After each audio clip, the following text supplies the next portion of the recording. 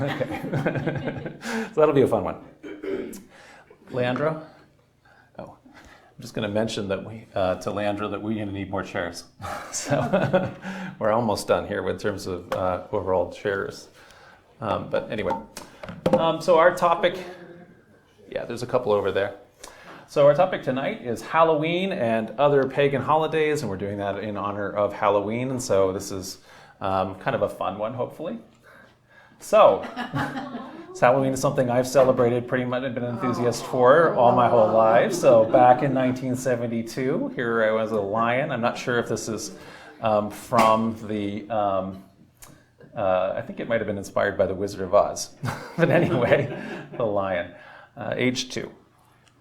Fast forward here to age 6, and I was a robot, the costume that I made myself. Oh my God. My sisters and everything. Very disturbingly, my friend, this is apparently a Confederate war general, which is, for 1976 New Jersey is a strange, I don't know, statement. It's very disturbing to me. I only realized that when I made the slides and looked at that. All right. So, more traditional, maybe costumes, before that would have been things like ghosts and witches, devils, skeletons, and then the Hollywood greats of vampires, werewolves, and Frankenstein and the Mummy. But of course, those are all still around. And of course, one of the traditions that was very important to me in the 70s especially was the candy stash. And in fact, my friends and I would actually essentially, since I'm a cartographer, even at that time, would essentially map out the neighborhoods to hit, and of course, what are the richest, the richer houses where they're likely to give you even a whole candy bar as opposed to just a little, things like that. And so back then, of course, in the 70s, when kids were free range and you could just go out without any supervision at nighttime, and anyway, I went farther afield than I'd probably been in the neighborhoods as a result. And that was your stash. Your individual stash? It's not. We didn't take a picture of the stash. I was obviously more proud of it than my dad was. He was the one in the 70s with the camera taking these kind of pictures that are here, right? So he also took these. So this is another tradition. So we had a garden. We grew our own pumpkins, and you can kind of see we were a little dubious of the feeling of a pumpkin when you're when you're reaching in and pulling all the slime out of it, but then happy with the results. So jack-o'-lanterns, and there's another picture of that, of the ones we made. Additional Halloween customs that I was around. Go ahead. Just a quick comment. I heard on Friday Oops. that before they had pumpkins, they used to carve turnips. Yes, we're going to talk about that. Yeah, so if the comment is before pumpkins, there were turnips. And this is one of those things that it's so hard when, for example, when we're doing fantasy, to not introduce the post-Columbian exchange anachronisms, because so in other words, people, when they're doing things about the Middle Ages or whatever, and you have like sorcerers and things like that, and they all have tobacco, they're smoking pipes, or they're, all the peasants in the medieval Europe are all eating potatoes because you just assume that's peasant food.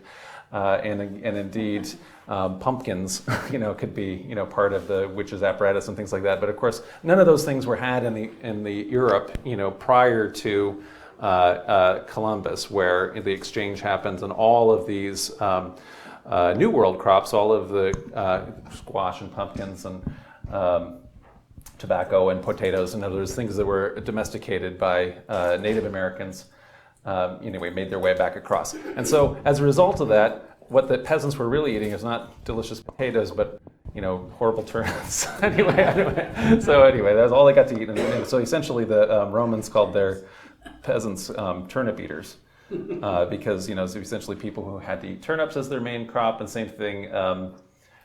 Essentially, the Irish didn't have pumpkins or potatoes, so they had to carve turnips. So we'll get to that. Okay, so anyway, additional customs include things like bobbing for apples, which I think is on the way out maybe, or I don't know, I at least did it when I was a kid.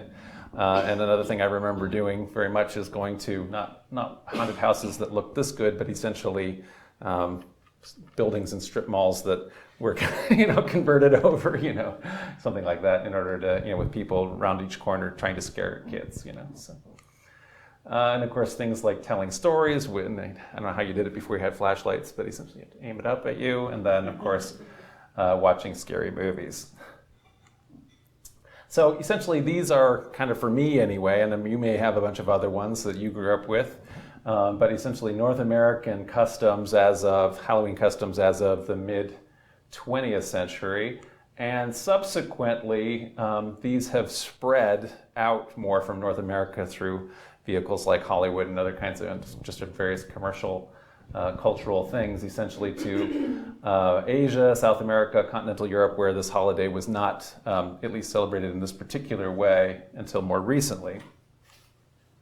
So question is then, so where did this kind of come from and how did we start having it? So trick-or-treating is apparently first recorded in North America in 1911 by a newspaper nearby here in Kingston, Ontario, which records that the local children were going around the neighborhood guising, which means to say dressed in costumes.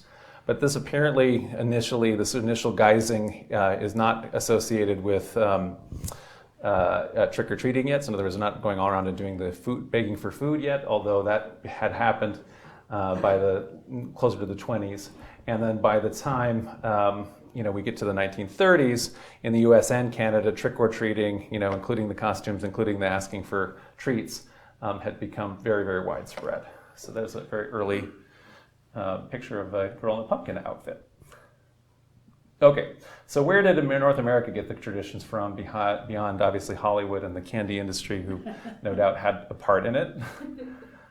I always like, whenever I think of traditions, I always go to Tevye and the song tradition, one of my favorite songs, and he asks, he says, you may ask, how did this tradition get started? I'll tell you. I don't know, but it's a tradition, and so in the same exact way, one of the issues that we often have with traditions, and essentially anything that is, let's say, low culture or popular culture, before mass marketing of popular culture, so in other words local culture, is that because it's not part of the, let's say, the elite society in writing things down or how they're preparing stuff, they often just don't go around and look at what, let's say, regular people are doing. They're much more interested in either high culture or those kind of things, and that's the kind of thing that then makes it into the record. And so one of the things that we have and always struggle with as historians is when we are doing history.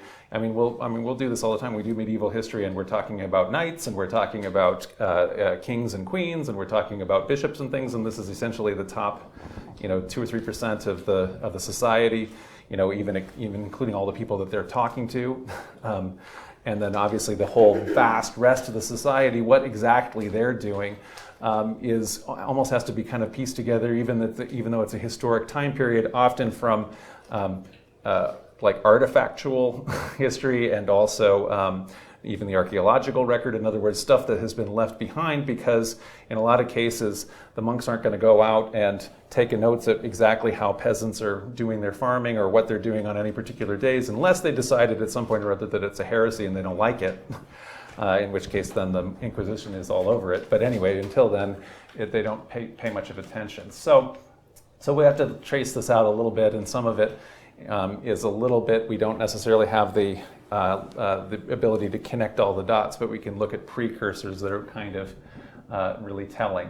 So if we're looking at it, probably anyway, to get into the early 20th century, the direct transmission here is coming probably from Ireland and Scotland, as opposed to actually even England, which where this, in some cases, some of the Halloween stuff as we have it now has been re-injected into England from North America, actually, as opposed to even from over the border from the Celtic sections of the British Isles. But this is where a lot of these are actually very well attested anyway in the 19th century and then the few centuries before that, the early modern period. So children guising, which is to say, and even also begging, or it was what they would call it, is the people writing things down anyway, trick-or-treating, on Halloween is attested in Scotland and Ireland in the 19th century. And the custom, though, probably has roots that go all the way to the Middle Ages and even possibly quite long before that. So Robert Burns has a poem called Halloween. This is actually from the engraving from the title page of that, of people kind of getting together for Halloween activities. And in the middle of that, one of the things he mentions is essentially that they're associated with the festival are things like pranks.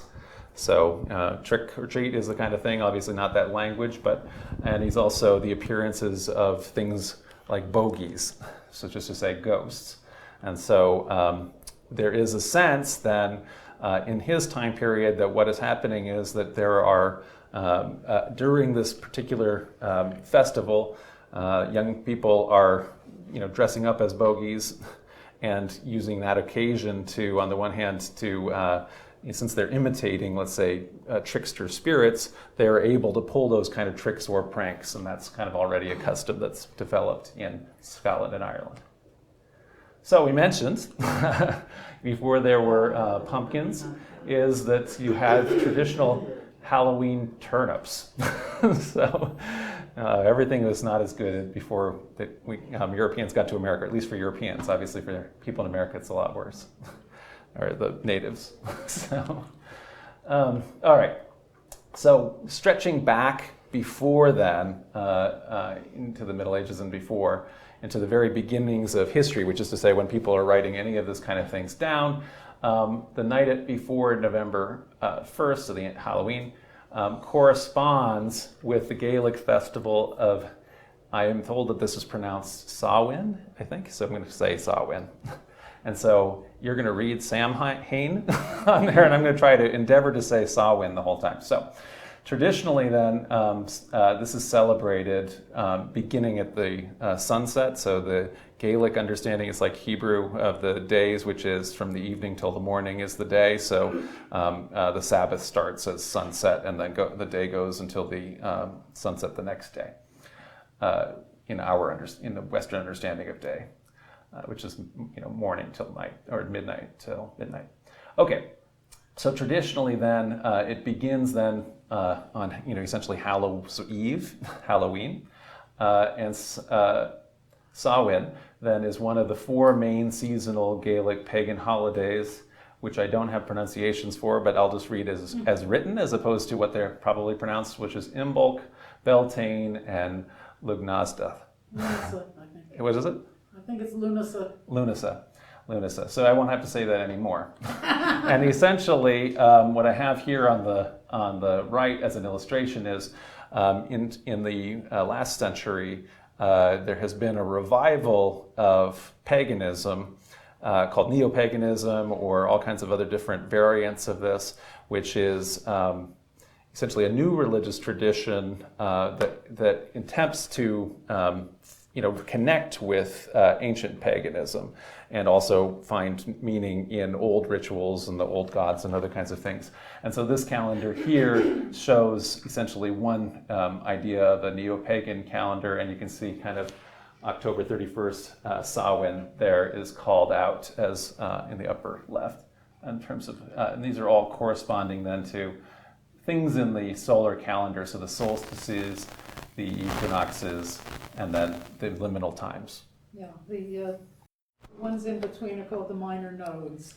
And you'll notice that February 1st is close to Groundhog Day. Oh, yeah. So there we go. Maybe. Okay. Let me say this one solstice to myself, Samhain. Okay, so pagan traditions at Samhain. So in preparation then for winter, so as this in the Gaelic calendar here is November 1st is now the first day of the winter. Samhain is a traditional time to slaughter livestock, so you may not have enough let's say feed to get you all the way through the winter. You have to kind of do your assessment about which of the and you also are getting to the point where it's cold, and so you can therefore keep the meat longer and cure the meat longer and that kind of a thing. And so this is a kind of a time period when then you're doing that kind of assessment of what your herd has gotten to, and you slaughter the ones that aren't going to make it through the whole winter. And so therefore it's a time of feasting, drinking, and lighting bonfires, the kinds of things that we think of pagans doing. And it's also then is whenever, of course, there's animals being killed, it's also a time for animal sacrifice, since this is how in all of the kind of pagan traditions, essentially meat is almost never, never killed without it also being a sacrifice. So animals, I mean. So as it marks this transition to winter, Samhain then is viewed as this liminal time, like the node, I think, as Elizabeth was just saying, where the boundaries then also between this world and the spirit world are more easily transgressed. So this is a moment when we're in contact with either the Fae people and also spirits of the dead and also various kinds of malevolent spirits in the spirit world. So, since that threshold with the spirit world is at its weakest, the spirits of the dead and other spirit powers need appeasement through sacrifices. Unfortunately, of course, this is a time of doing those animal sacrifices, as we mentioned, and or to be warded off. And so this apparently is the reason for the mumming and guising. So you're dressing up as malevolent spirits yourself, either to appease them or to scare them off, or, for example, you're holding a jack-o'-lantern, which again is made into the form of a face, and of a turnip, but anyway, but with the light through it, and so it's again to either essentially you're saying you're kind of essentially embodying the spirit, or you're into appeasing it, or you're also warding it off by scaring it with your own scary face.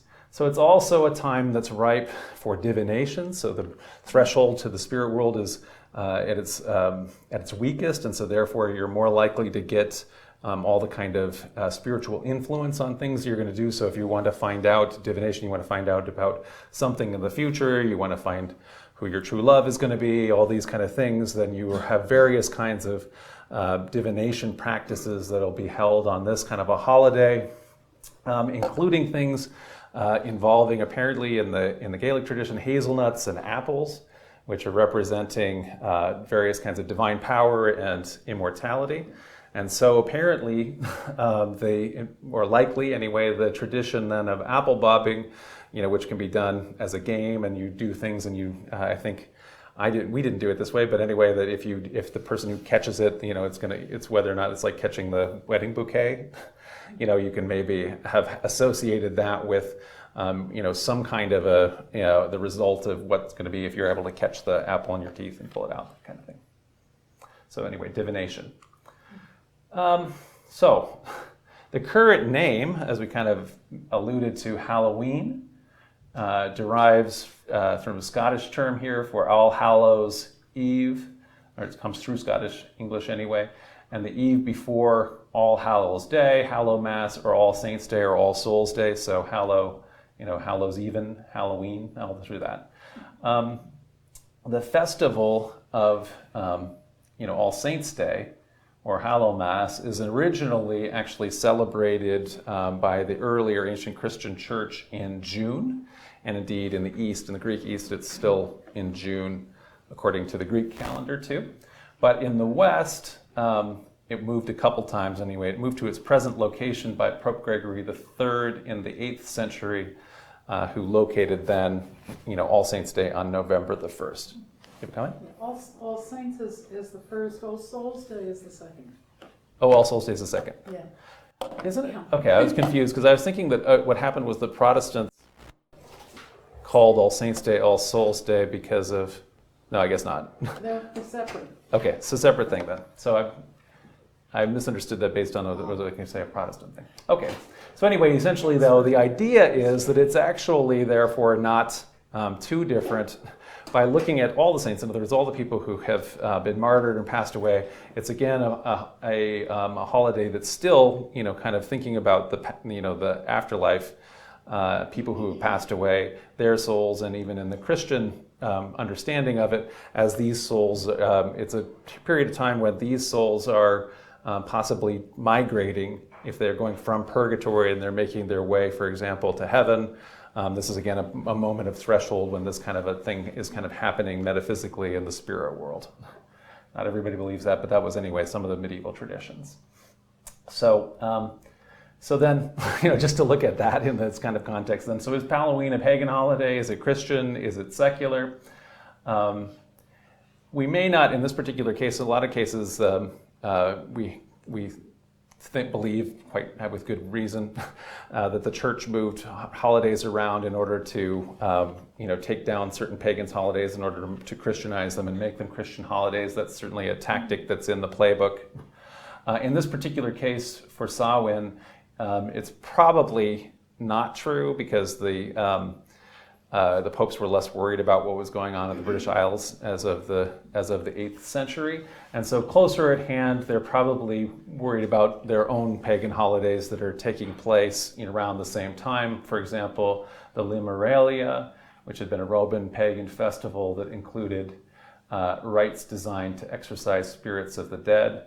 So it's not like, this mosaic here from Pompeii is kind of showing it's not like Roman paganism didn't have these same kind of symbols of thinking about the dead and skulls and that kind of a thing. So just as, though, numerous Christian holidays in the West have been secularized now, so too it only makes sense that these earlier pagan holidays had previously been Christianized, as practices are easier to, let's say, reinterpret than it is often to either start anew or to totally get rid of. It's hard to get people to stop doing stuff or to start doing stuff. Although, over time you can make little changes and things become quite different over time. At some point or other, pumpkins are better than turnips, So in general then, with these kind of traditional stuff, traditions are essentially like continuity with change. So, like we say, it's no secret how many secular holidays derive from Christian holidays. The West itself, when we say the West nowadays, really this is a secular name for Western Latin Christendom or Judeo-Christianity, essentially what we call now Europe and things like that, but it was really a place which, for the most of that history, has only Christians and Jews in it. And so then the question inserted this way is, and a lot of times people will say, well, these are all just pagan holidays, but in fact, when does something cease to be pagan, or when does it cease to be, let's say, Christian? So, and does it matter? So anyway, so in this case, we could say, even though Easter is in some sense meant to be the prime Christian holiday or the number one Christian holiday, obviously there's not anything particularly Christian about a lot of the practices as we think about it. Or a saint's day, or Thanksgiving, or even Christmas, other than the name Christ, right? Pretty much all of these things are kind of not particularly Christian in the image, right? The Yule log, Santa, tree, presents. Okay, so in some cases, we can say, sometimes anyway, the courts have separated the one kind of part of the holiday from the other kind of holiday, certainly in the U.S. So in the U.S., if you're going to have a creche here, if you're going to have a nativity scene, I think in front of a courthouse and things like that, you have to then also be open to essentially displays from all different religions, because it's not that you can't have religious displays in the United States in terms of the separation of church and state, but you just have to, if you have an open public space that's open to those displays, you have to be willing to have it all, so that this is not having a state religion. And so then some enterprising, what do you call it? It's not libertarians, but anyway, people who are interested in constitutional rights and things like that, have registered as the Church of Satan, and they in the United States, and they routinely have displays that of actually like Satan and all of and his kind of stuff, and they make statues of that, and so essentially, if the if the court, if the Capitol building in Oklahoma wants to have, a 10 Commandments, which they all apparently want to have, in front of the Capitol building, they also, according to the courts, then have to be allowed to have the Satan. And so usually what ends up happening is then at that point they get rid of all of them because they don't want to have that. I mean, it's not only just for the Satanists. I mean, really, the reality is that we've even seen, even as of last weekend, there's a lot of religious tensions anyway, so obviously for Islam even, so people, the same kind of thing happens in a lot of parts of places where people don't want Muslim symbolism or either. So at a certain point, it's either the way the ruling is all or nothing. But things like Christmas trees don't count, right? So in other words, that's like the non-religious, that's the secular Christmas, right? Okay, so in practice, because it's very hard to have dividing lines, there's kind of significant overlap. So we have over in the religious part of Christmas, the nativity scene, the nativity plays, Christmas songs that are the hymn ones, the ones that are telling the Jesus story, practices like going to midnight mass. And over on the fully secular Christmas holiday, we have things like Frosty the Snowman, Rudolph the Red-Nosed Reindeer, Boxing Day shopping, saying season's greetings, as a thing. And then in between, I think that covers both are things like gifts, carols, stockings, light, tree, which is kind of both anyway, mistletoe, cookies, dinner, eggnog, Santa Claus, and cards, things that can be kind of claimed on both sides. So history, in this sense then, we've often seen as one of our themes here on our Tuesday night lectures is both continuity and innovation, and there's often, it's often not the case that things are just instantly appear ex nihilo, but rather almost everything that happens grows out of what happened before, and new things are actually reacting to the things that came in their immediate predecessors. So those guys are, what are they doing? Yes, Romans that are, they're playing, they're gambling. Why did I pick that? I can't remember. Anyway, so anyway, essentially this is though Romans that are back playing. Anyway, they're gambling. So that's something that happened back then too. But anyway, essentially, often what we do is we do periodization, and so I've even said here, let's say antiquity, late antiquity, medieval, early modern, modern. So in other words, that's like we do that to kind of have a sense and make a model in our head so that we can kind of think, okay, yeah, we're talking about the time with all the knights in the armor and the castles, or we're talking about the time with all of the people dressed in bed togas and and living in buildings that look like banks, that kind of thing. Okay, so I thought it was very funny. One of my favorite shows is Veep. That's Selena Meyer, who really stood for absolutely nothing, if you've seen the Julia Louis-Dreyfus's character, and she's running for president, and her slogan is continuity with change, which is essentially nothing, right? So in other words, she's promising everything. So we'll have complete continuity and change, so whichever one you want, right? So continuity with change. So essentially, our experience in terms of secularization of holidays, Christian holidays, gives us a glimpse, I think, into the Christianization of the holidays as they existed before. So in that sense, it's a thing that is a transition that happens, and so one transitions into the other, and different things mean different things to different people. And often with people, people think simultaneously different things at the same time. So you're doing things for more than one reason, with more than one idea in your head, often with completely contradictory ideas in your head at the same time. So in terms of this, there has been in some of these holidays, there's reactions. So in the same way, like I mentioned, that things don't come out of nowhere, essentially reaction happens whenever, as anything is going in one way. And so one of the things that there's been news on is things like a war, the so-called war on Christmas, where reactionaries essentially are claiming that that people are trying to suppress Christmas and things like that. Anyway, that's a new activity. That's not actually conservative. It's reactionary to where it's aggressively creating something new, as opposed to anyway, it's conserving how it was. The actual war on Christmas, it actually comes in terms of in North America from the Puritans, from the Pilgrims, the people who, both of those groups who settled North America, who absolutely felt that Christmas was a pagan holiday, that they forbid any of the practices that happen on it, which traditionally involved getting drunk and this kind of a thing, and so they didn't want anything to do with that, and so it was absolutely outlawed in New England. And so a prayer here in New England in the 17th and 18th centuries, where it was illegal, "Thank you, Lord, for this new world where we can ban Christmas." So essentially, which is what pretty much happened. I think that's my quote. That's not a real quote. But anyway, so I'm saying essentially that's what that guy's saying. So Christmas was illegal under Puritan rule. So the Puritans called Yuletide foolside. So They believed essentially it was based on a pagan holiday, that the practice is not in Scripture. So Puritans were very interested in returning Christianity, or to they perceived had strayed from the Bible. In fact, reliance on the Bible was a very new thing for Christianity, because before this, people largely didn't have Bibles. So it's only with the invention of the printing press and the translation of the Bible into vernacular languages, when everybody got a hold of it, that suddenly Christianity became all about reading the Bible all the time.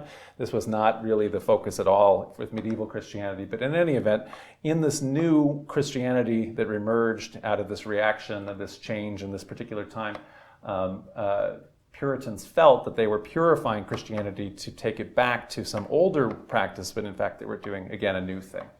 So the practice is not in Scripture. There is, in fact, no historical basis to think of December 25th as Jesus' birth, and that's certainly not in the Bible. And everybody in England always got drunk on the holiday. So ultimately, when the I probably have a slide on it, but maybe I don't anyway. When the Christians kind of caved in and said, okay, well, we're going to have Christmas here in the New World and things like that, the big compromise was to push, if you could, push the drinking off a week. And so now everybody gets drunk on New Year's or whatever. Before that, in North America anyway, the drinking was on Christmas. So, in terms of this, the Puritans actually had a point, I think, except for unlike, I think, the War on Christmas talk. So Jesus' birth isn't in the Bible, and in fact, December 25th is as the traditional date of the winter solstice in the Roman calendar. In 274 AD, the pagan emperor Aurelian named December 25th as the Natalis Solis Invicti, or birthday of the incomparable sun. So in the Roman world, December 25th was God the Sun's birthday, but the sun here is the sun, S-U-N, sun.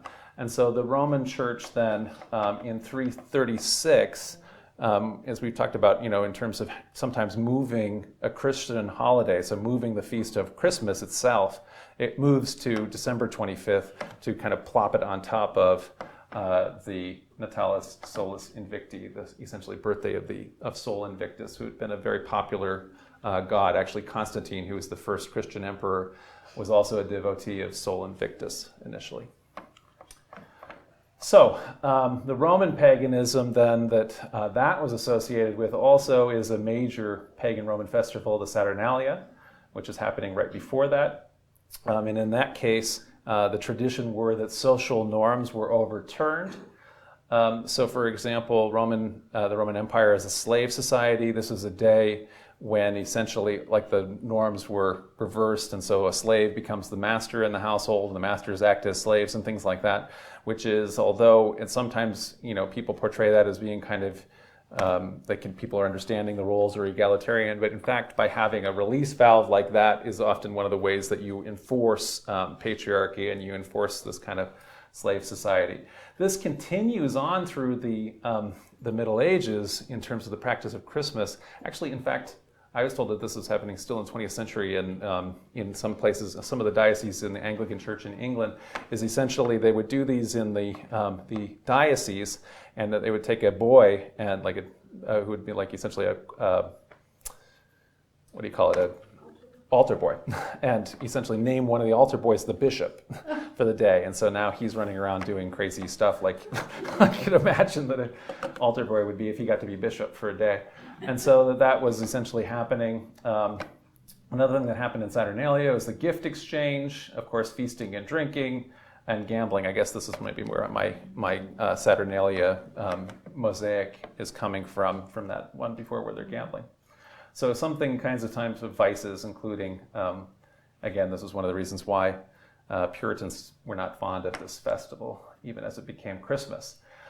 Germanic paganism also had a midwinter festival, separate from Saturnalia, the Roman pagan one. So German pagan, Yule. And so Yule is a multi-day festival, here again at midwinter, celebrated by Germanic peoples.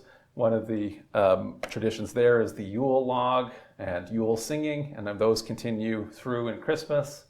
Also, the first Norse king, Hakon I, decreed that Yule dates would correspond to Christmas and thus effectively merged the holidays when he Christianized his kingdom. So the trees may not be, I don't know. So the trees may seem pagan. Evergreen and mistletoe are certainly fertility symbols that pagans continue to have midwinter. So essentially things that stay green, that's showing continued fertility, immortality, those kind of things, even in this seasonal period where everything has died.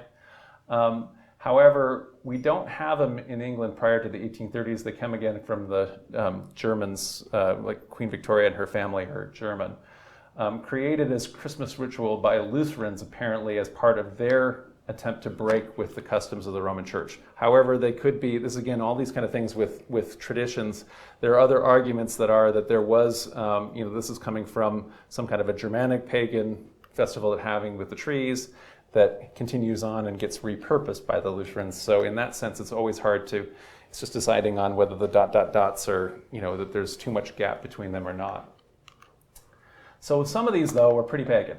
So, for example, the Easter eggs or decorating eggs.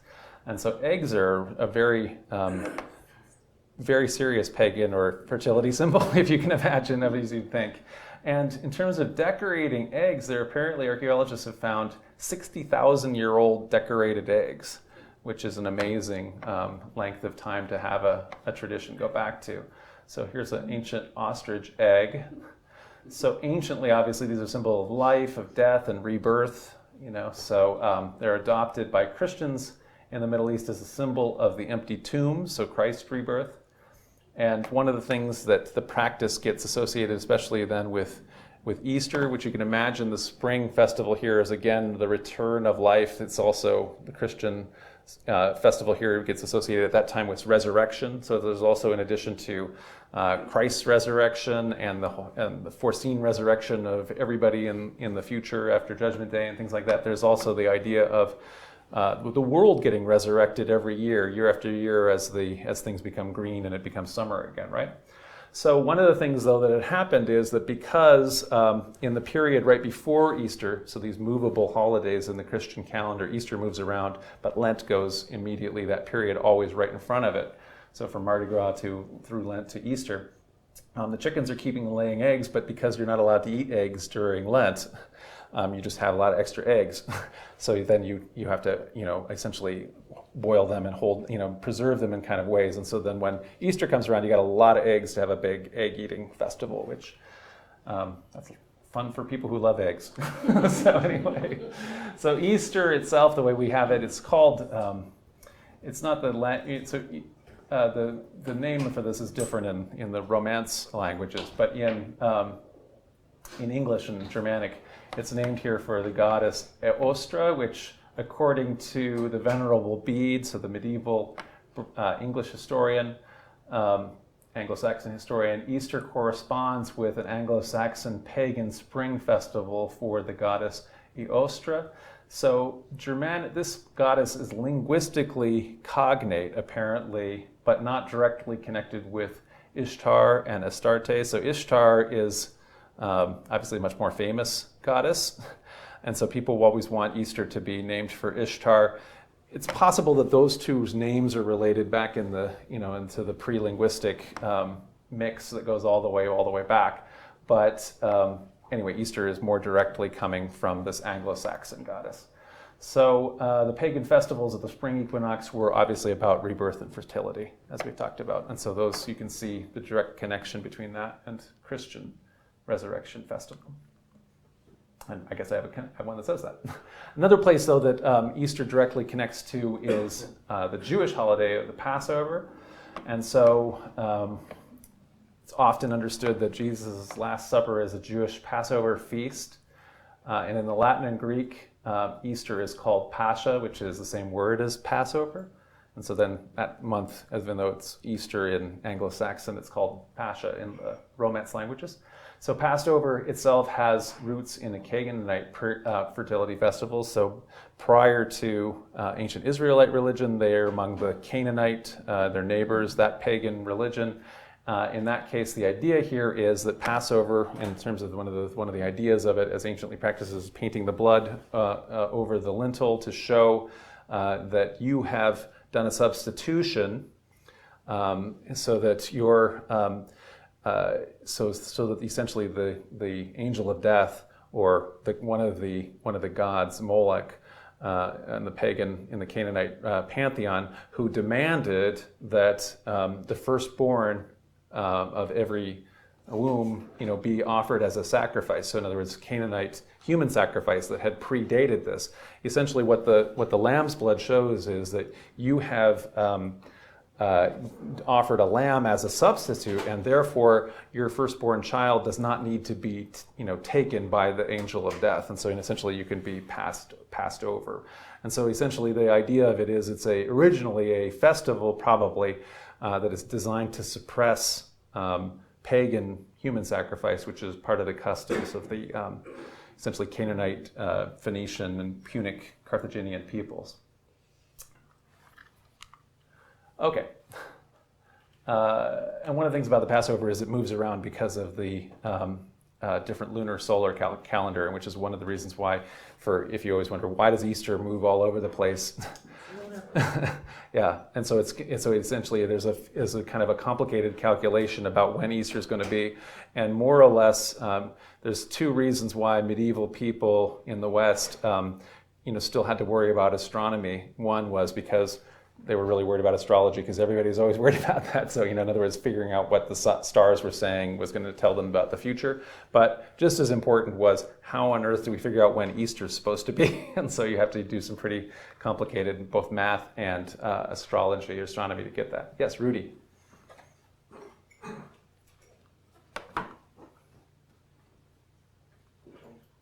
early Christian times, Easter was celebrated at the same time as Passover, until the Christians wanted to break away from the Jewish tradition. They say, why are we doing this? Why are we having it at the same time? Yes. Easter should come before Passover. So they changed the calculation. That's right. Yeah, so the comment is that essentially that some early Christians were definitely celebrating Easter at the same time as Passover.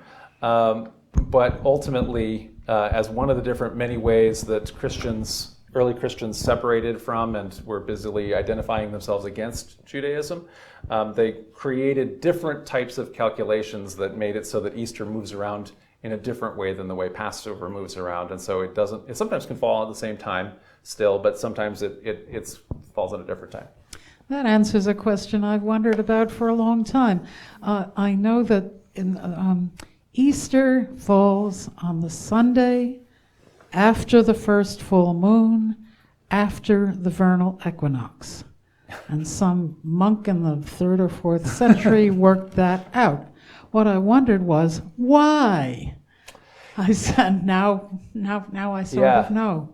Well, so there were multiple different ways to calculate it, but as you can imagine, we don't see this at all. So holidays, the way everything works now is we're pretty committed to the calendar as we actually date it. So in other words, we're very committed to the fact that this is 2018, and so that kind of dating even is fairly new.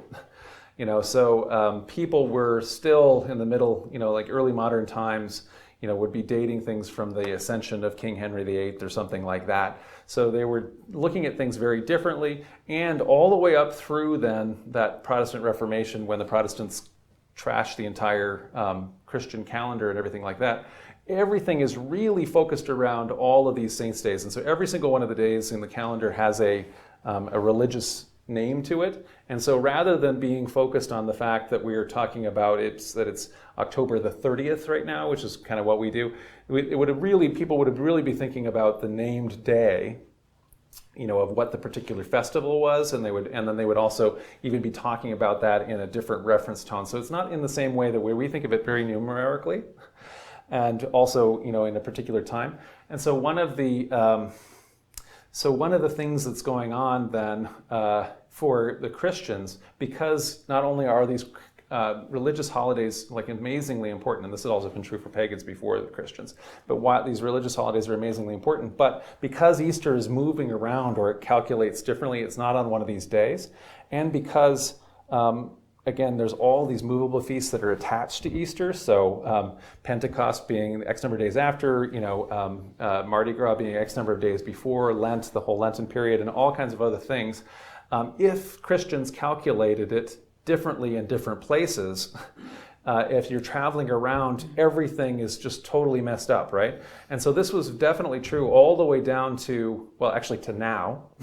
Because Christians are still totally out of whack with each other in terms of the Eastern and Western churches, right? So this is why we talk about how the Eastern Orthodox has a different calculation and a different date for all these holidays.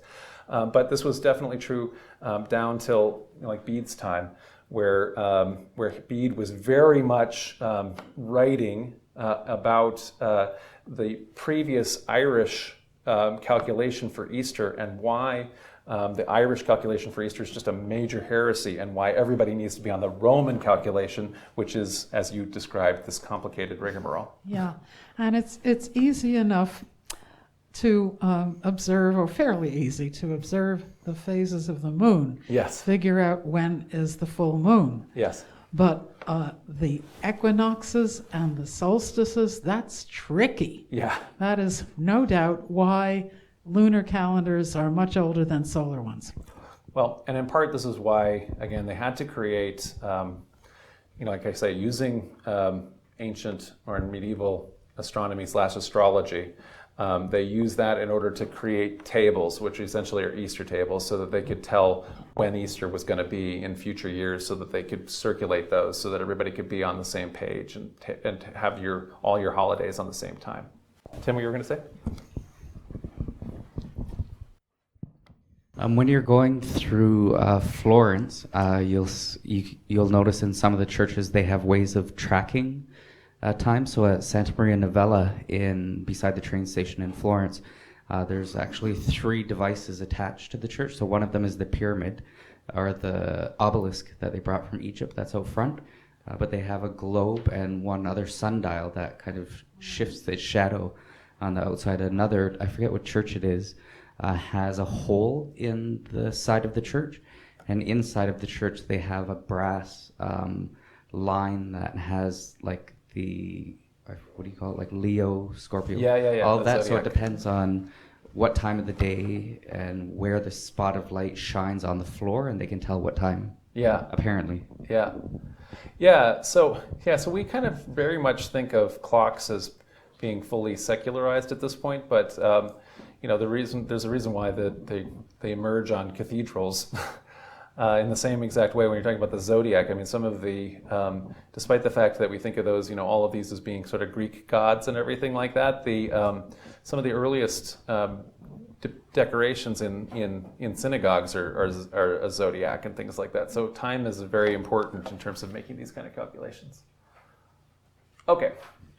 So, can't beat them, then let's make saints' days. So, in other words, if everybody won't stop having their pagan festival, plop a saints' day on top of it was one of the strategies, as we mentioned in the early church. So, good old St. Patrick, who is actually not Irish, so don't tell the Irish. He's actually a British guy, who immigrates to Ireland. And St. Valentine, who didn't actually write any love letters, which is so sad. So, did you notice? What? Sorry, the staff. Sorry, when we were in Italy, we kind of studied this too. Where you're saying like everything that's green is a sign of fertility. Oh, yeah. So the top of the staff is actually that plant that's a fiddle. It's called like a fiddle plant or something. Oh, yeah. Fiddlehead. Yeah. So that was green and a sign of fertility that the saints Cool. Yeah, so it's not just a shepherd's crock, but it's also a fertility symbol that the bishops have. Yeah, the reality is, I don't want to. There's a lot of continuity, in terms of the office of bishop, with the earlier Roman pagan priesthoods, right? Like the outfits and hats and all these kind of. All of these kind of symbols that kind of carry onward, and so there's a reason why that. So the popes, one of the Pope's titles in Latin is Pontifex Maximus, but this is also the title of the priesthood that Julius Caesar held, in the pagan Roman religion. So lots of continuity and change. So continuity with change. So replacing the gods. So pagan gods did stuff for you. So they brought you luck, protected your journeys, cured disease. They helped you, foretold the future, this kind of thing. So now, without the gods, saints in the medieval West took on lots of the functions as patrons. So holy men and women, who the idea of it theologically is that they had lived these amazing lives, exemplary lives, and now in death, they are essentially in a place of they're already in paradise, and so they are sitting, at the right and left hand of God, kind of thing, and so they can do the kind of thing for you that medieval people understood that anybody who is an intercessor could do before the king. So essentially, you can't necessarily go and have the king come and rule in your favor because some marauding knight has trashed your territory or kicked you off your own property and things like that. But if you know somebody who knows somebody who can talk to the queen can speak and intercede on your behalf with the king in the same exact way. Saints now fulfill that role where they are essentially able to be acting as intercessors for holiness that can happen. So saint shrines get built on pagan temples very deliberately. Saints' days get scheduled on existing pagan holidays. Yes, Shaheen. I just wanted to make a quick comment about the photo where it says St. Mary goes for a walk. Yes. Rituals like this date back into ancient Egyptian times, like the New Kingdom, and even older than that, where they would take the statues of Isis and of the other gods and goddesses, and they'd take them for a walk on their birthdays. Yeah, and so this is why, all iconoclasts, be it iconoclastic Christians or Muslims who are iconoclastic, say, hey, you guys, you Christians, you think you're in doing this. You really aren't doing anything different from what the pagans were doing, right? Or what. Anyway, and so as a result of that, this is again one of these things that is continued on as an ancient tradition that gets repurposed. That's why, like you say, that's why I picked that picture. Okay, so the popular saint Nicholas of Myra. So he's a 3rd century to 4th century saint or bishop in what is now Turkey.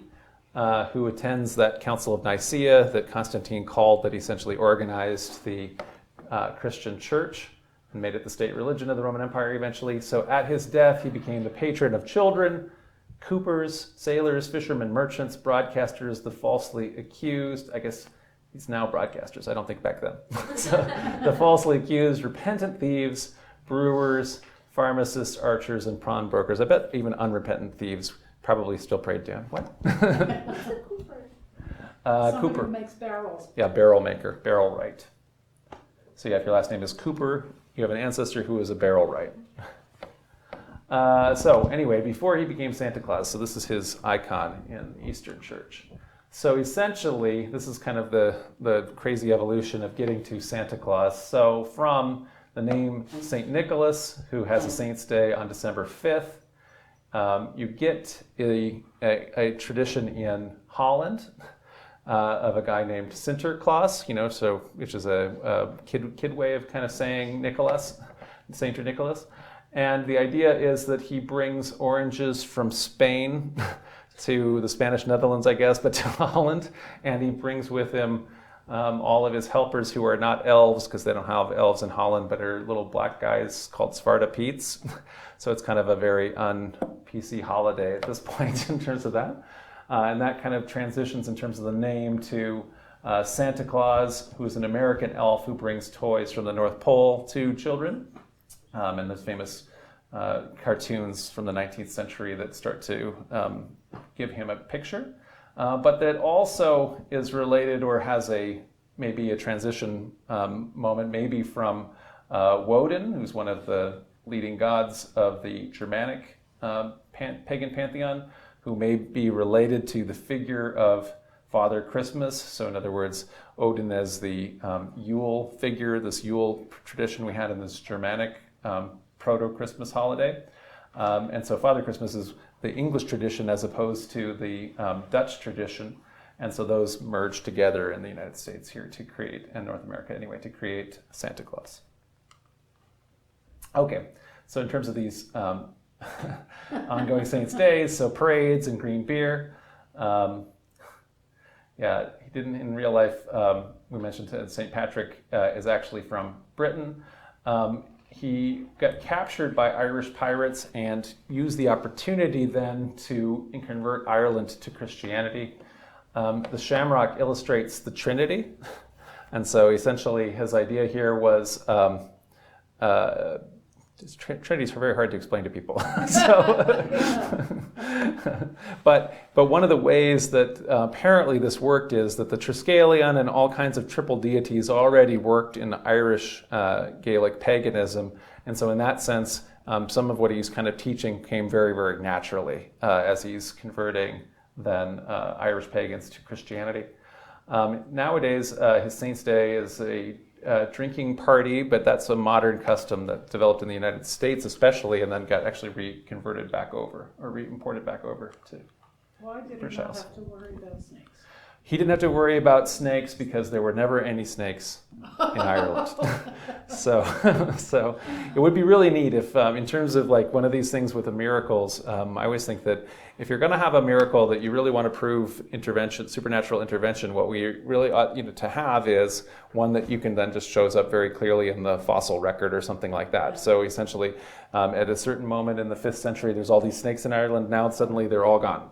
There's none in the fossil, none in the biological record. In that case, it's not fossils. Or let's say, I always say that if you were going to have an intervention like that, so when whoever you want to be, let's say when Christ is crucified and all of the moon turns red and all the kind of things that people would like to have, the cosmic moment that happened, if everybody before that time had 12 fingers and then suddenly everybody only had 10, we would be able to show that supernatural intervention very clearly and it would be very proved. But in a lot of the cases of the way miracles as reported literarily are that they simply can't leave any of those don't leave any of those kind of traces. So anyway, so the snakes is one of those. Okay. Saint Valentine. So all that's really known about Valentine for Valentine's Day is that he's a 3rd century Roman martyr, that he had a saint's day in the right place, that he was buried anyway close to the city of Rome. And so then in the Middle Ages, then these legends about him writing love notes are created to explain certain Valentine's Day customs that had developed as opposed to the other way around. So in other words, it was that they had the custom that get imposed then on St. Valentine when you tell Valentine's stories. Yes, Tim. Just because they use the term via. Yes. To use the term via to mark a street, so yes. It would be the street of right. Flaminia. So he's on the Via Flaminia, so that's one of the street. important roads that's leading. So when all roads lead to Rome, the Via Aurelia, the Via Flaminia, the Via Adriana, or whatever, they're all this is one of those roads, like you say, on the outskirts. Yep. So therefore, surprisingly, Hallmark didn't create this custom, although it's obviously done well by it. So sending love notes then goes back to the Middle Ages because essentially the custom requires literacy. And so part of the idea of it then is when the idea of courtly love emerged in the central Middle Ages around the troubadour culture. We've talked about Eleanor of Aquitaine and the Aquitanian court, the Provençal court. Then these are where these notes started happening. So poets then noted that the date of the holiday then corresponds with birds beginning to sing after the dead of winter and that kind of a thing. And so anyway, this is where it starts to emerge. So one of the places, though, the holiday that is people think of as the precursor to Valentine's Day is one of the more notorious fertility festivals of ancient pagan Rome. And so this is kind of a romantic modern painting anyway of the Lupercalia, which is a festival. So Luper here is like wolf, so Lupus, so it's a wolf festival, the festival of the she-wolf. The wolf that essentially is the stepmother for Romulus and Remus. So if you know them, the Roman myth about the founding of the city, these twin boys are suckled in the wilderness by a she-wolf. And so during this festival, young men who were part of a confraternity, the Brotherhood of the Wolf, ran mostly naked through the streets, striking women in the crowd with goatskin thongs. So essentially they've got freshly sacrificed goats with skins, and they're whipping people with them, women with it. So pregnant women believed this would ease childbearing if you got struck with one of these things. Barren women believed that would bring fertility. So that was a good thing to get whipped by these things. So one of the events in history that was kind of a critical event is in 44 BC, Mark Antony ran around as the leader of the Luperci, which is to say he's even though he was too old for this, he was a general and stuff like that already. He, dressed as one of these young men and ran around and did this. And he used this occasion to offer Julius Caesar a crown. And so what ended up happening is, that at a certain point, Julius Caesar is in this strange position. What are you going to do? He's head of a republic here, essentially, but he has actually all the power. They don't have this idea. This idea of emperor evolves, over the centuries, really. And essentially it's his successor, stepson Augustus, who is the first, essentially prince of Rome, but that evolves into the emperorship, Augustus. But essentially Caesar is in this uncomfortable moment of what are you going to do? And so the Romans have a tradition in their republic of hating kings and refusing to be ruled by kings again. And so anyway, in this particular moment then, in a public festival, Antony offers Caesar a crown, which Caesar rejects, and the crowds cheer. But people got the sense of that this was kind of staged, and if it had gone a different way, so in other words, if he kept on saying no, but all the people were saying yes, take it, or something like that, then Roman history might have been different in that, if depending on what had happened after that. So anyway, so that was maybe a trial balloon or whatever for whether or not Caesar could be king in name. So this was still being celebrated then in the 5th century AD, much to the consternation of the Pope Gelasius. And so just to sum up then in all of these things, Johnny from 1976, the robot. So many then of these modern secular holidays are largely Christian holidays with a secular veneer, just as many pagan customs predated Christianity were rechristened. There's just a sum then of continuity of innovation. Customs continue to evolve, but people continue to enjoy feasting, drinking, parades, and for example, things like love and lovemaking. So the continuity, I would argue then, doesn't undermine the tradition's value, but in that same way, I feel like we should never be beholden to tradition or be bound by it, but rather we understand it and embrace the components of it that we think are valuable and we can repurpose for ourselves in our time and place in history. So thank you.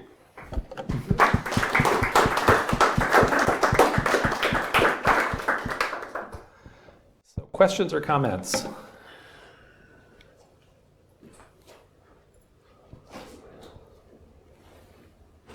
Hi. Is there a religion, you mentioned neo-paganism, and I'm familiar with the people who have restarted the religion. Yes.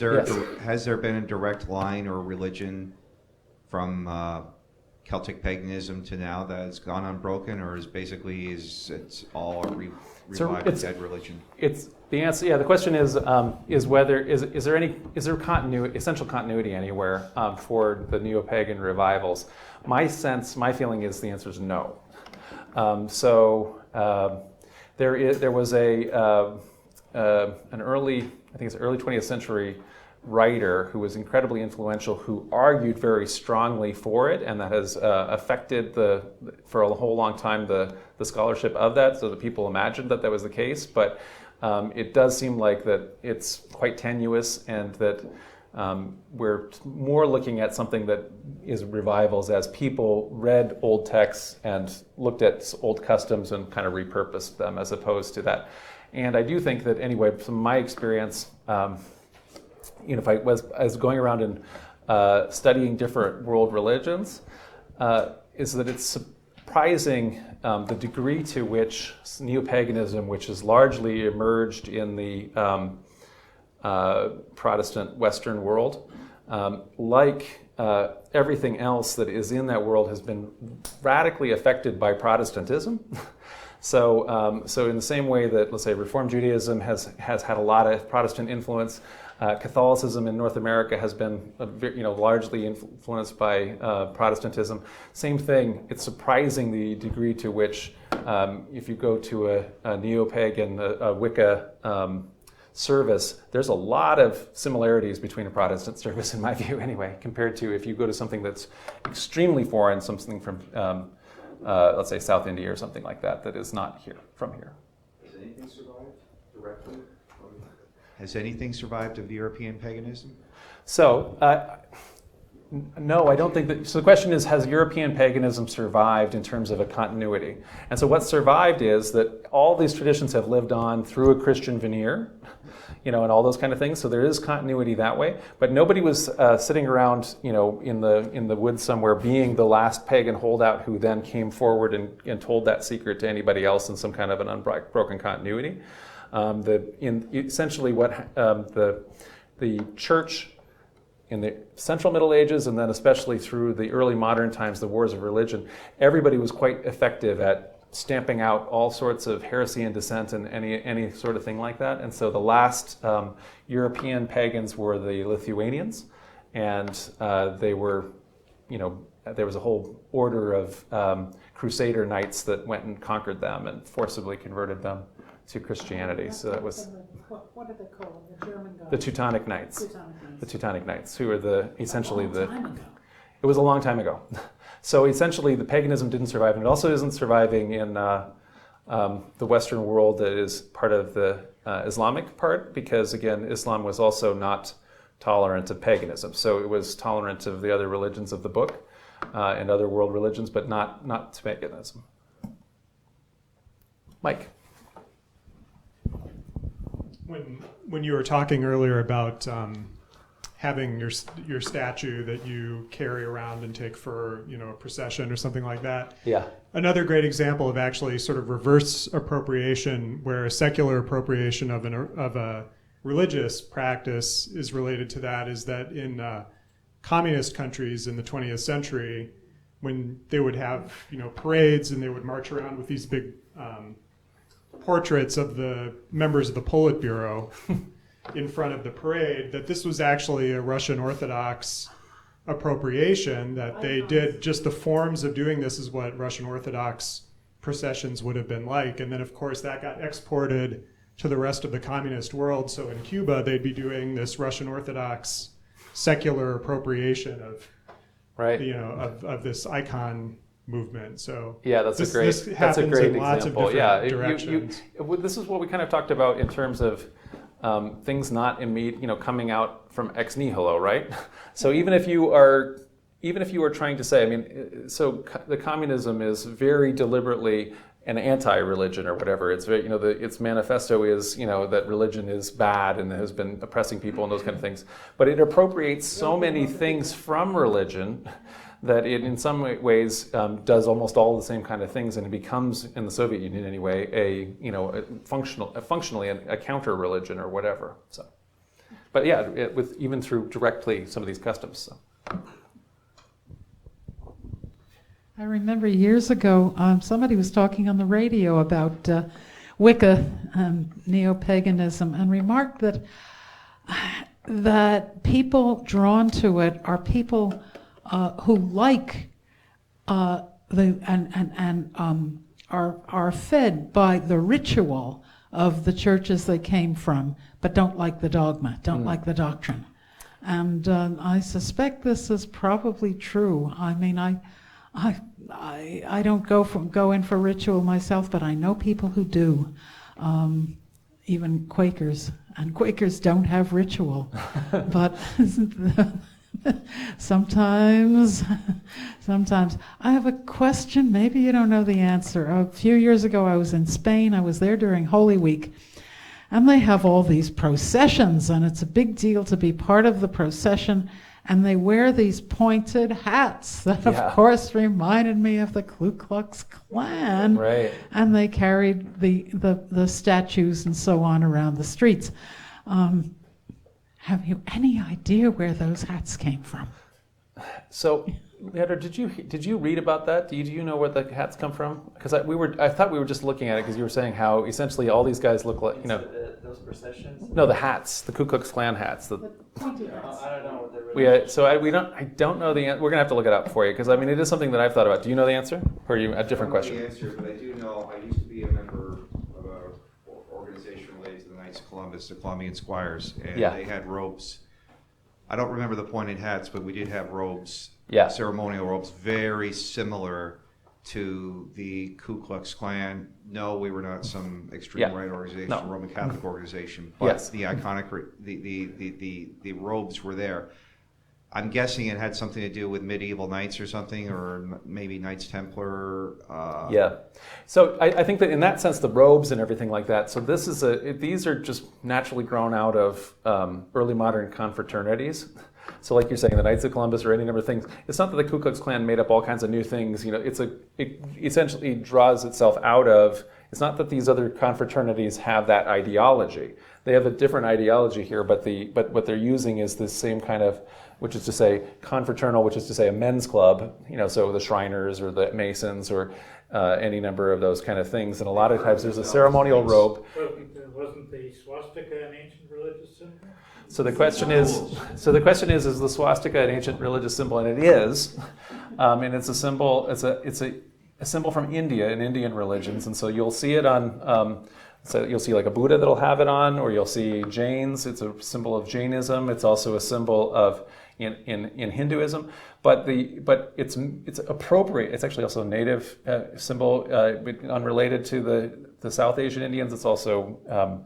But anyway, it's misappropriated by the Nazis.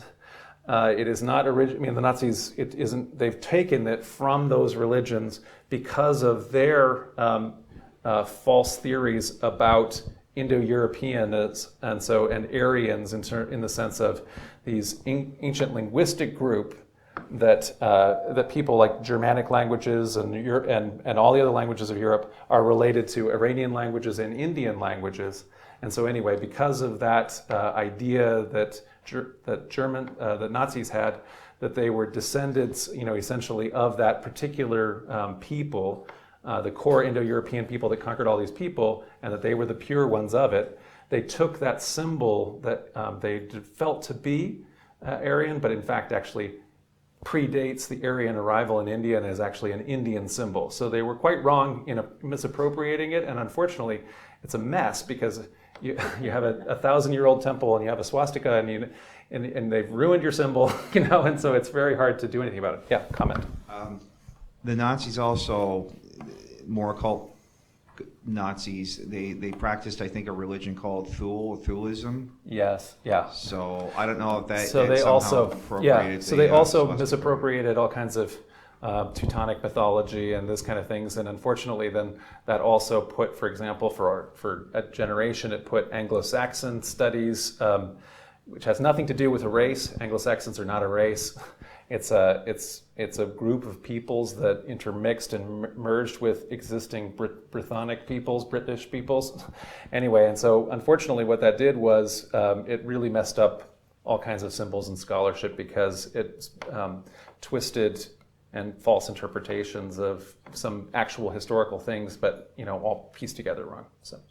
And I just want to go back just slightly to the robes thing. And so one of the things that had happened in the early modern times is that kings created and nobles created orders of knights where they gave ceremonial robes to, and probably all of these early modern middle class and lower middle class confraternities are kind of modeling their robes, probably, the idea of having a robe from that. Yes? We need to get the microphone, I'm sorry. Yeah, I want to remind you, we're streaming this lecture, so we want to hear your comments, but also the folks watching online. Sure, thanks. Otherwise, they complain to me. Okay, so I read a while ago about the importance of symbology in almost in our collective consciousness as humans that we're hardwired to always return to this unspoken language that we just understand.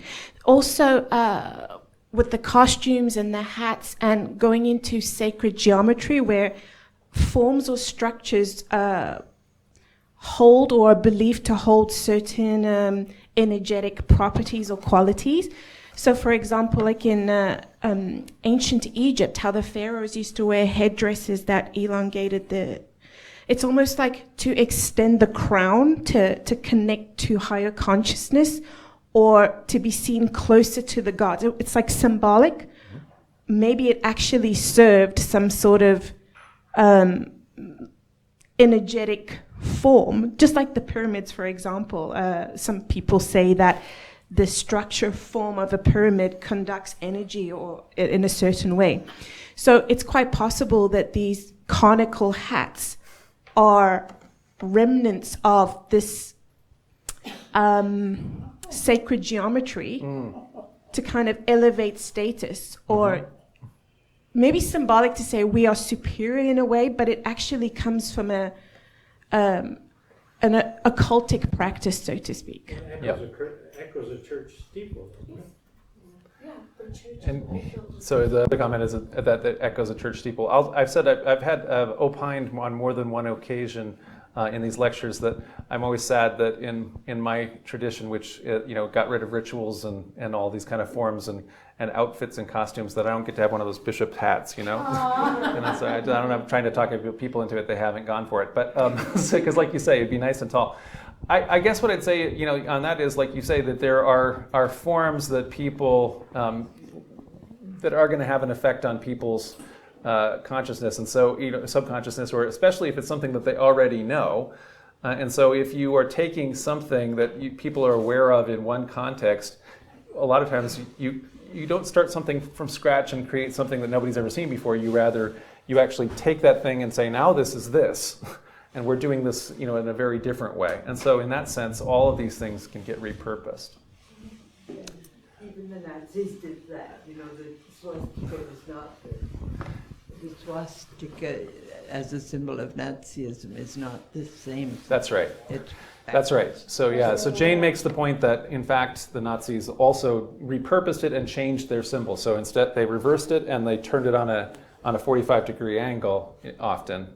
And so therefore changed it enough to still retain a kind of. It still looks the same, but that they've repurposed it, like you say, and they've taken it and they've made it mean something new, their new ideology.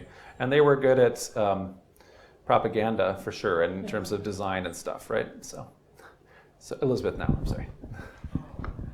This is going back to, actually, I mentioned this last week. I have a theory which I have nothing to back it up, but see what you think. Which is, when I was a child, which was before when you were a child, Halloween was a holiday for children. Yes. Nowadays, everybody does it. Right. People go to work, teachers go to school in costume on Halloween. And I think some of this may come from the fact that it's winter is coming.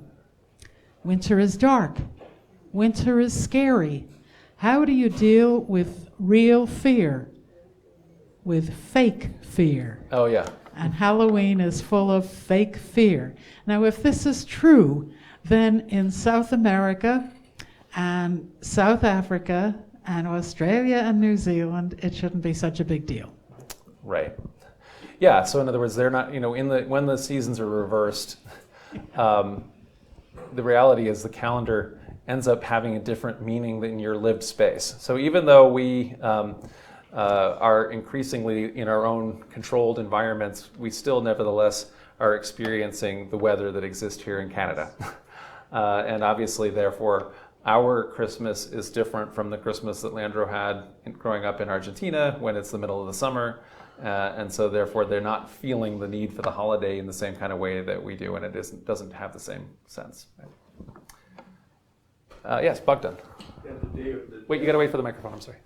Yeah, I just wanted to say that the Day of the Dead is probably has some resonance here. Yeah.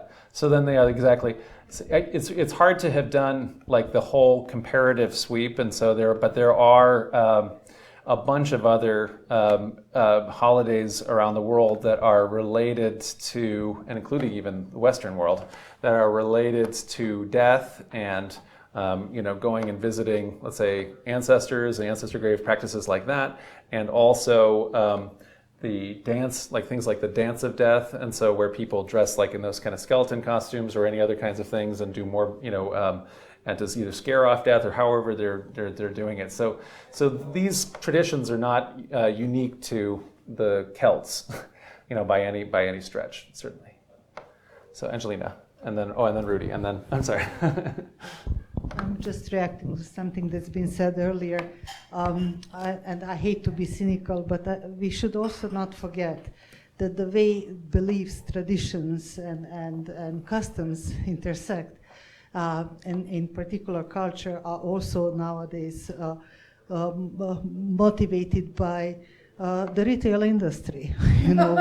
What's being celebrated and what's being carried on forward in at least in developed countries. Yeah. Not all, because I always say when you contrast, let's say, a developed country like Japan and think of their holiday of Sakura, a holiday of watching something ephemeral like the blossoming of a cherry tree. Yeah. That's completely beauty-oriented, that's not lasting, that doesn't require you to buy anything, to send any kind of card, and it's provided to you for free, Yeah. And yeah. is reminding you how transitory everything is. Yes. As opposed to all the other holidays that don't want you to think of that. They want you to spend your energy and life force into acquiring more stuff that is supposed to bring you happiness, even though we all know, especially people who really want to nurture their spiritual kind of practices, how futile that exercise is. So back to, whether in Australia it's the climate, it's not, it's just like they don't have such a powerful machine that we have here. Yes. That's a little bit cynicism infused into this analysis on my part. Yeah, no, but I think that it's a good point to be making, and that's one of the, actually even in my concluding point, which is that we have to be able to think about how we're, let's say, as with these traditions we've had, not only what we're inheriting, but how they're being manipulated by the rest of the culture, and also industries within it and interest groups and things like that, and therefore which components of them are actually valuable to me. So to you, let's say personally. So for example, I can say one of the things is although I'm a pastor of a Christian tradition church, I don't celebrate like Christmas in terms of gift giving. So I don't do any gift giving and haven't for 20 years, because I find that to be just this for me, I mean, anybody can do it. I'm not trying to say that. For me, I don't find that to be valuable because I feel that we waste when we do that. Because I think that the studies have shown that you spend a bunch of stuff, the gifts are almost invariably people find the gift less valuable than the thing that they themselves have bought for equal financial price, and so it just is an orgy of spending, which we don't need. We already have so much stuff. But. And not being overly political, but my pet peeve is that big headline, and we are getting into the season of Bring Child a Christmas, Yes. When every organization is kind of, having their spokespeople out there, like the firefighters, the police, behind the toys of, mountains of toys, and give more and everything else. Wonderful, plastics coming from China, while, the labor standards and laws are eroding, and that those same kids cannot have their parents available to them because they're working from morning till evening to pay off all that junk that is being poured into their lives. A good comment on a bad situation. So, Rudy. I thought I would share with you a personal story about my experience on Halloween. When I was very little, I think it was my first Halloween, I went out with my father, and it was a very, very rainy evening. And in those days, the shopping bag I used, I got a lot of loot in it. But those shopping bags were made out of brown paper in those days with a little handle stapled. And as we were crossing Lower Spadina Avenue, my bag fell apart and all my goodies fell into the gutter. Oh. I was crying, and my father was standing with me, I was crying. And then 3 older girls came by, and they saw what had happened, and they each had a bag. They each handed me their bag of candies. Oh. And we were both very grateful for that. It's like a true spirit of Halloween miracle. And then we'll have one more question, then we'll conclude. Oh, no, I'm sorry, I've forgotten your name. Just to go back to your Day of the Dead Yes. comment, it was originally an Aztec tradition that was celebrated in August, but was moved to October, November by the Spaniards when they came and conquered everything. So that's okay. Well, cool. Yeah. So it's not just the Pope that moves holidays around. So very cool. Okay. So we're going to conclude the formal questioning, but I do want to call your attention to something that you may not be aware of. We have in our meetup here a YouTube channel. So if you go to YouTube, well, actually this is the website. So you can go to the website and it'll take our website, centerplace.ca, and that'll take you if you click the link to the YouTube channel. But you can also subscribe to our YouTube channel. I think we have 40 videos? Yeah, I mean we're slowly all the lectures that we do here are available on our website. We stream to Facebook, but we're slowly putting everything on YouTube. So all our latest lectures, where am I? Yeah, all the latest lectures are These essentially... are all now on YouTube, and you can see there's a lot. Although these older ones are still on Facebook. Our YouTube channel, just search for Center Place, and I guess there's a lot of thanks stuff to Abraham there. that we should worship fire. Playlist. There's me. That's John.